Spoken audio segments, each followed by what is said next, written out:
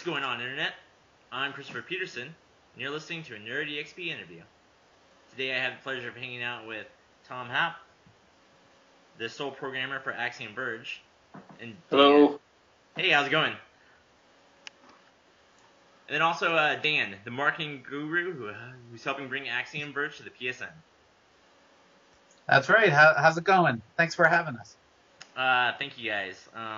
Really appreciate it. Axiom Verge is part of Sony's PlayStation Spring Fever sale, getting a lot of good buzz for its kind of Metroidvania style and kind of old school sensibilities. Tom, what's kind of your design philosophy just in general for going into games? Wow. So, we can build up to it. Okay. Well, I've been a developer for many years, but most of that time has been as an animator or a programmer. And Axiom Verge was a hobby project for me. So I didn't really have any kind of established design philosophy to speak of.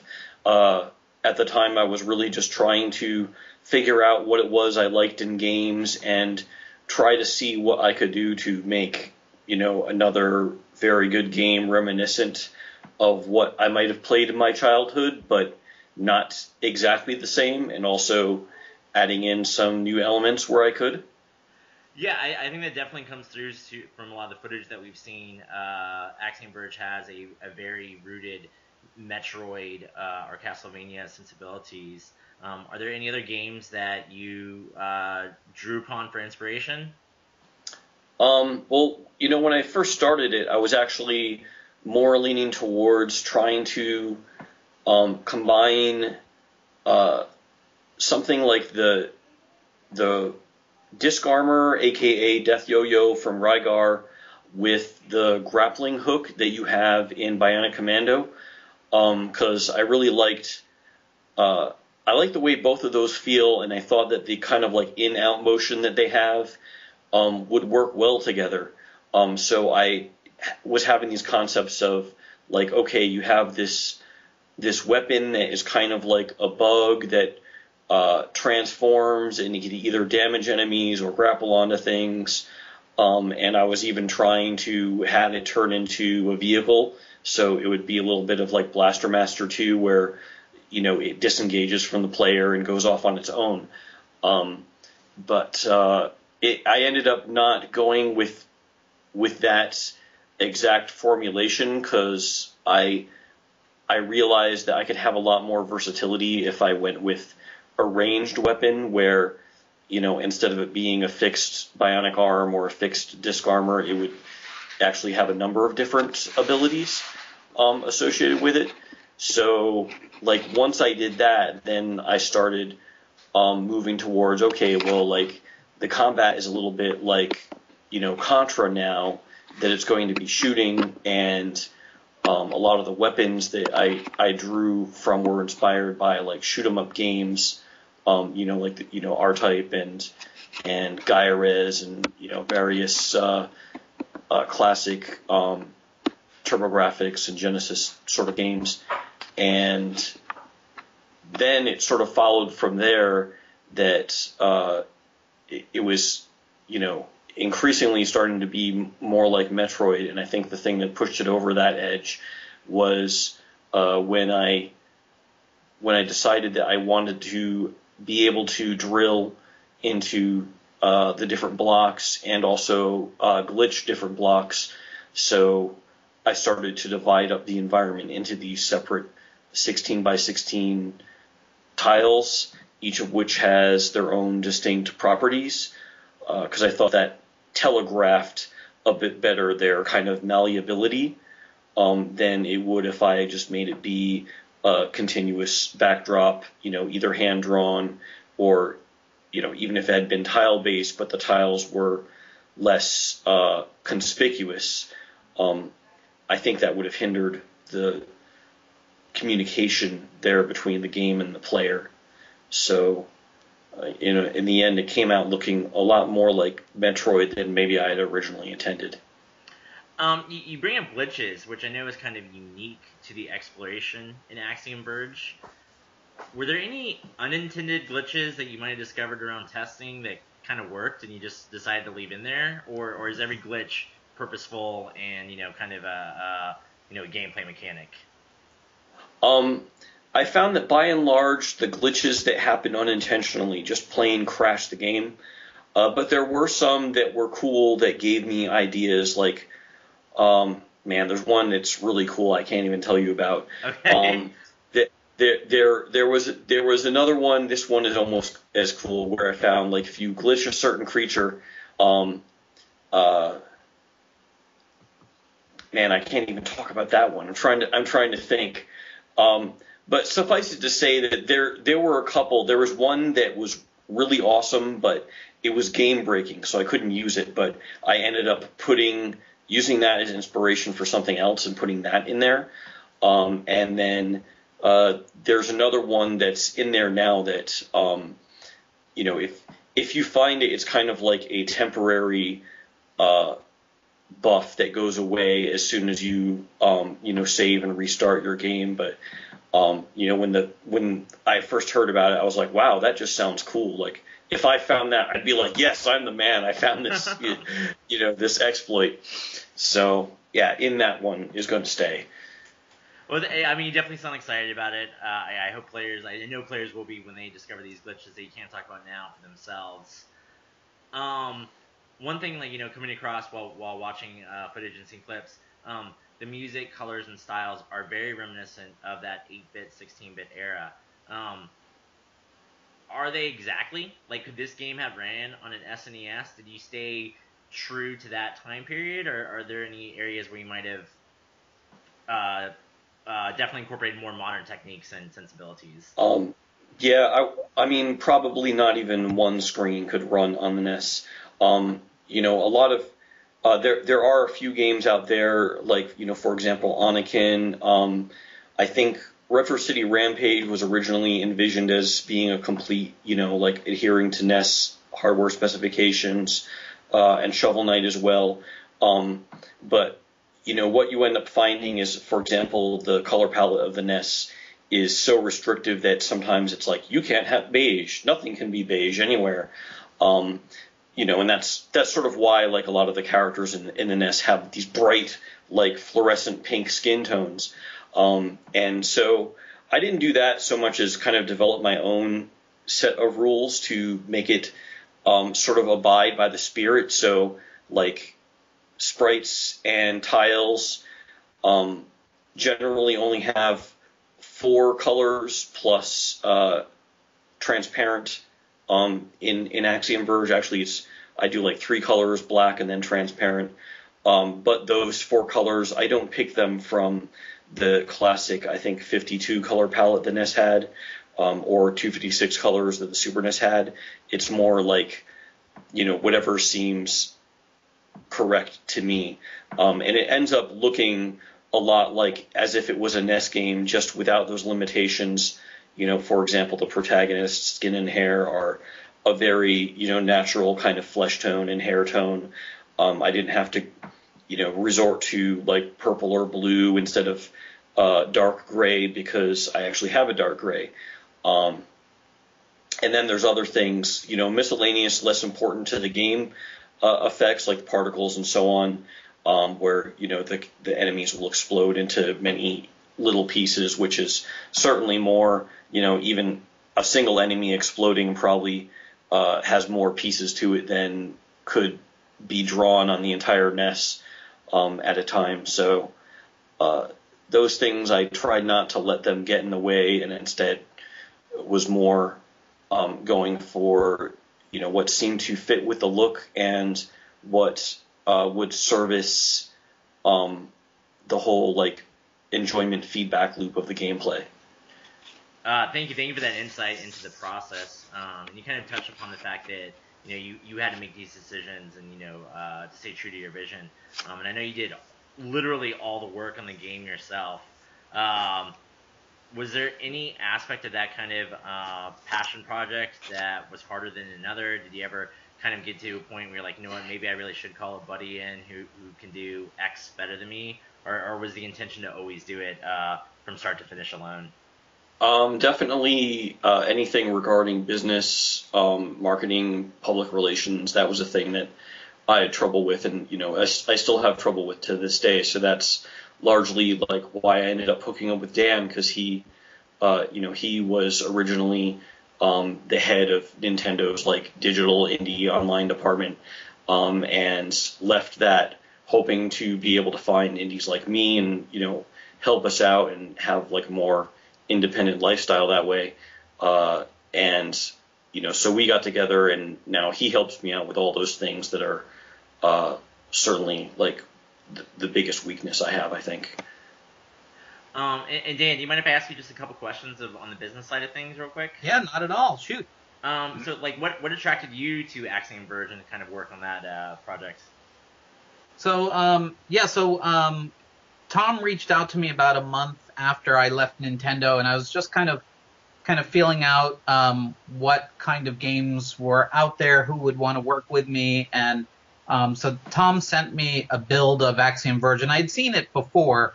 We talked very briefly while I was still at Nintendo, but the way the game was developed, on Monogame, it wouldn't run on Wii U, so that conversation ended a little bit prematurely.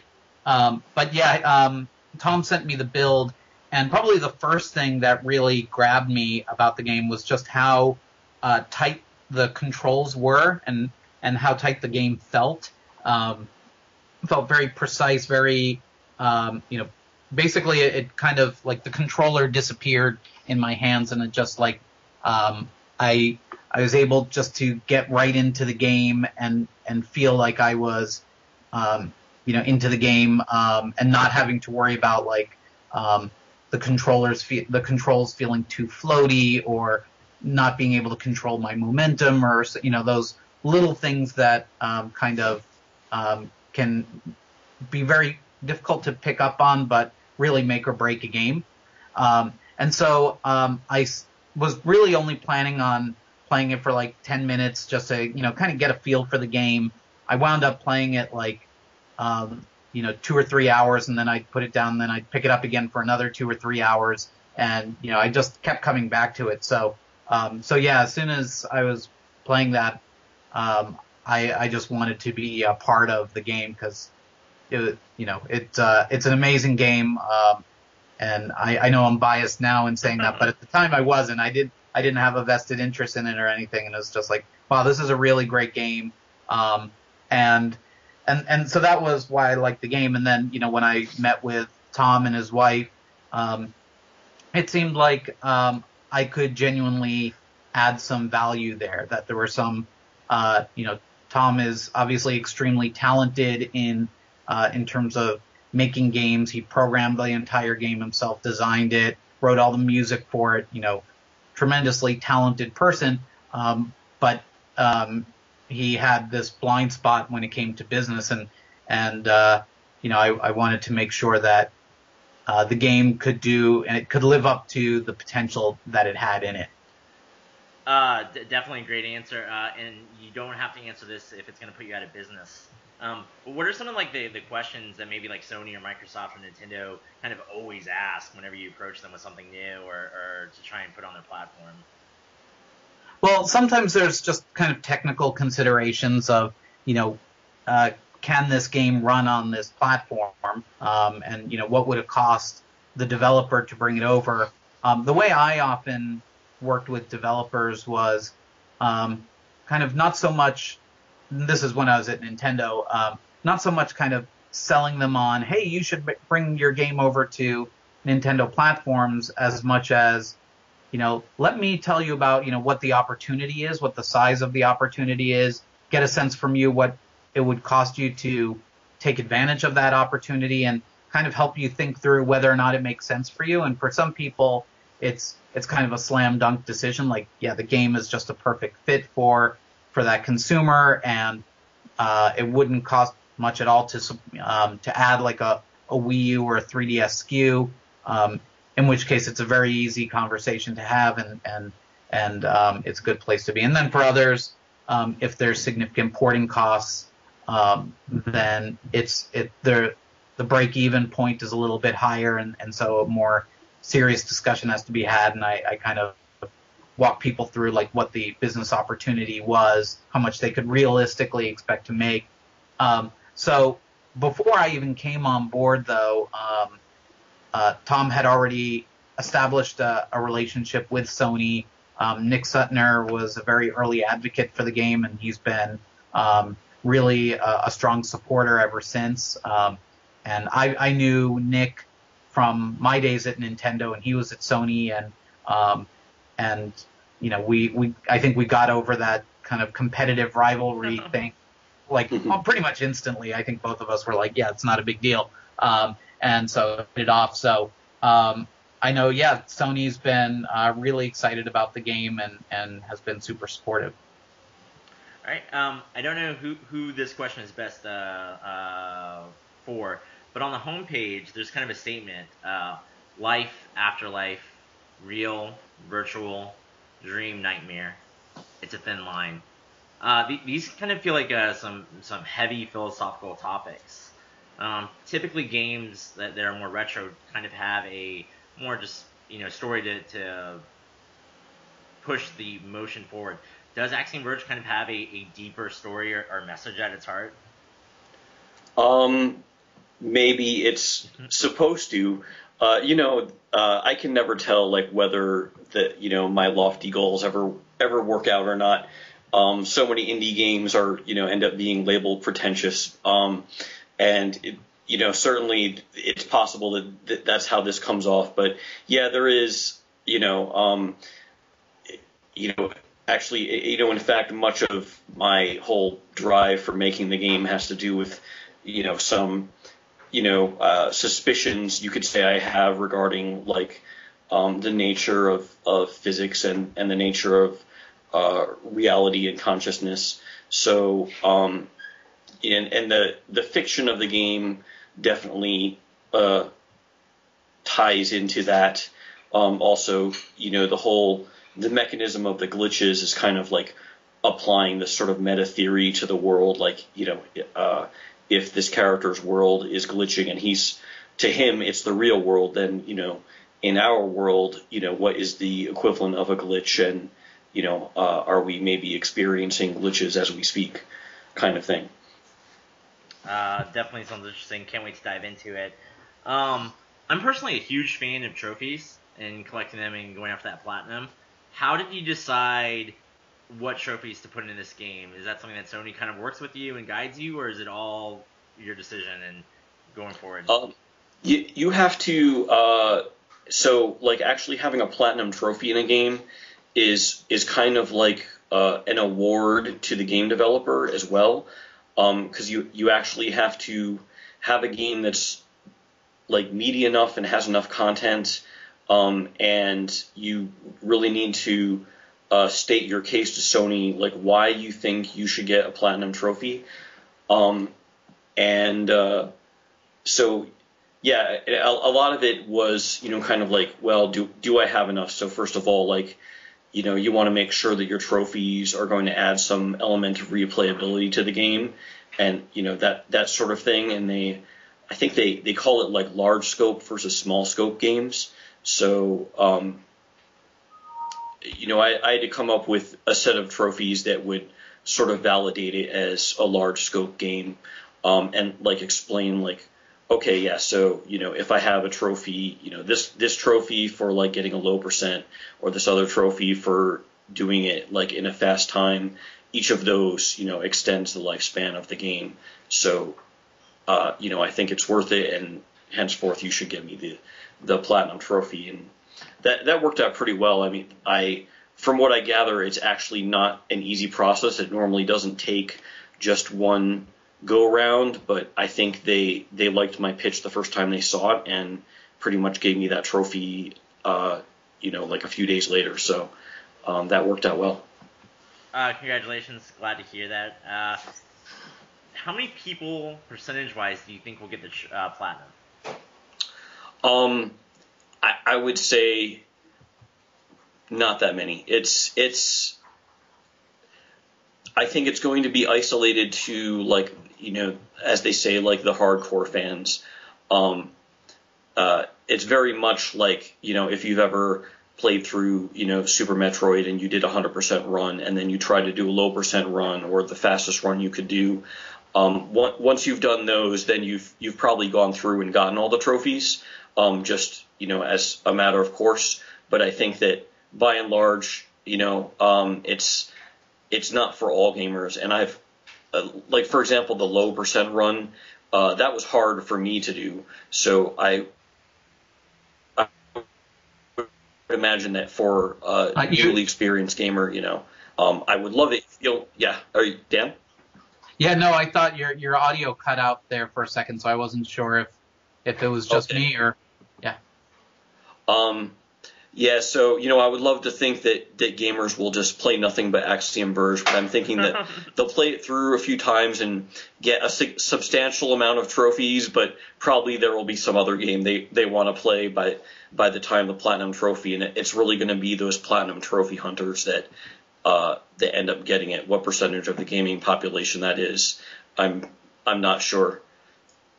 But I think in order to get the Platinum Trophy, what's the minimum number of times to beat it? I think probably like 3. Would you say? I'm trying to think because there's the you need to do like a hard mode run, a 100% run, a low and you percent. You could do those run. Both in one. You could do a hard 100% run under 4 hours. And that's how I did that one. And then like there's a low percent. You could try to do the low percent, and there's also a speed run that you have to do. So you could do low percent and speed run together.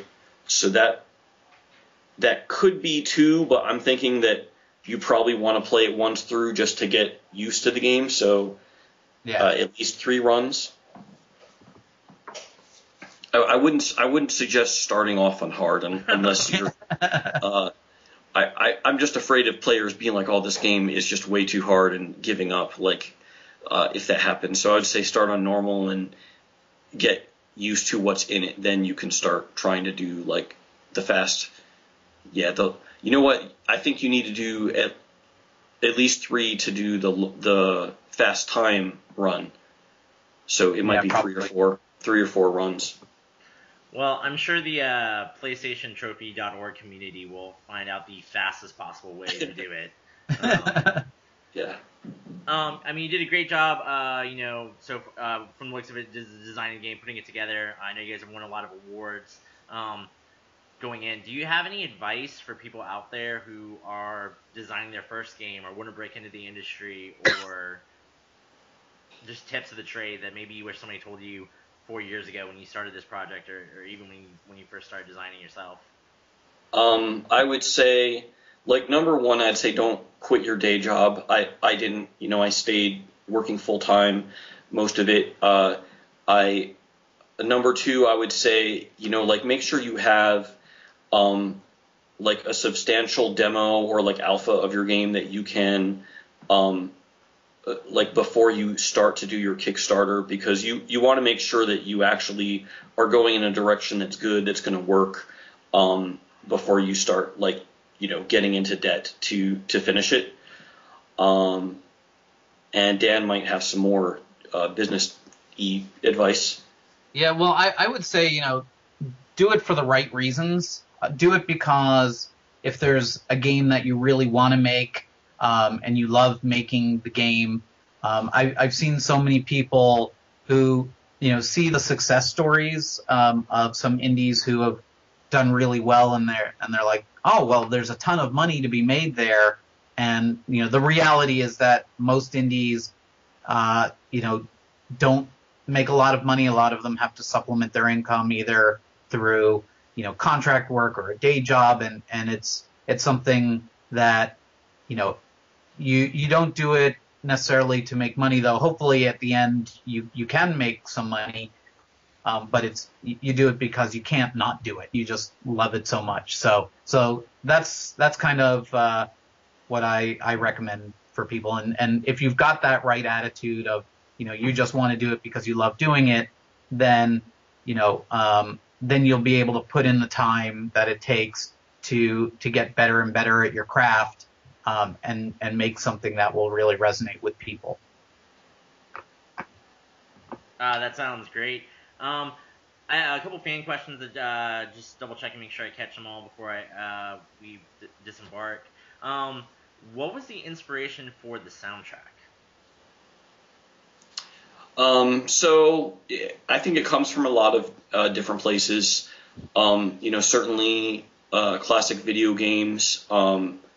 Metroid is an influencer, and I am a big fan of not just Bionic Commando, but the Bionic Commando Rearmed soundtrack, and its copious amounts of bass.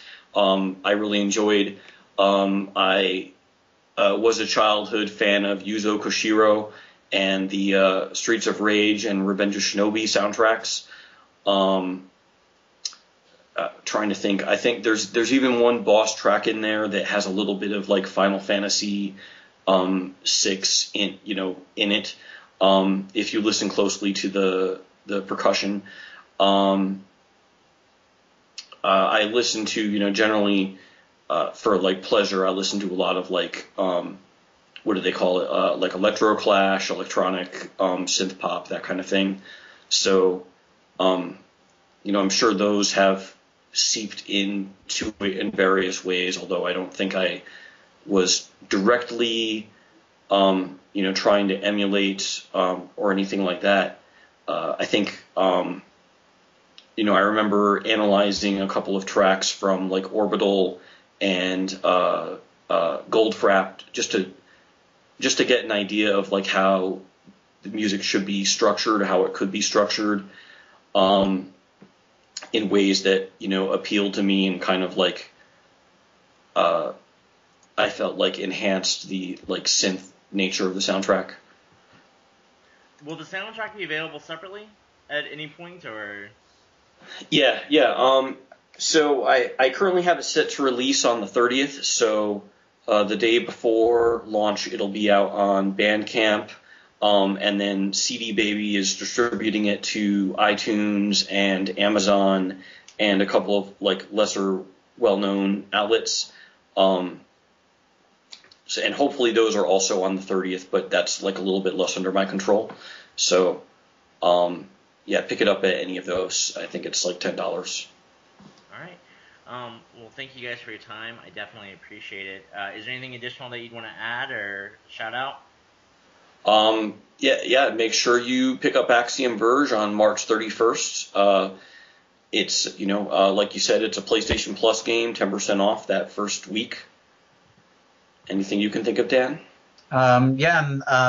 The PC version will be coming out in the near future, as will a Vita version, and the Vita version will be retroactively cross-buy, so if you're trying to decide whether to get the PS4 version or the Vita version, you don't have to worry about it. You can just buy one and you get both. I don't know if I'll put you on the hot seat with this. Is that also cross-save?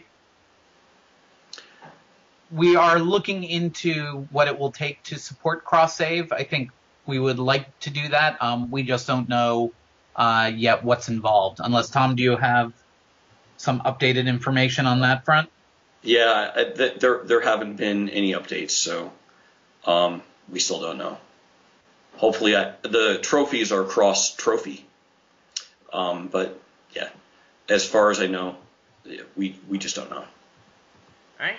Well, thank you guys. Axiom Verge is part of Sony's Spring Fever sale. Pick it up, especially if you have PS Plus, 10% off that first week, so there's really no reason to wait. And then, like Dan said, once the PS Vita version comes out, you'll get that automatically in your library. Well, thank you, Tom. And thank you, Dan.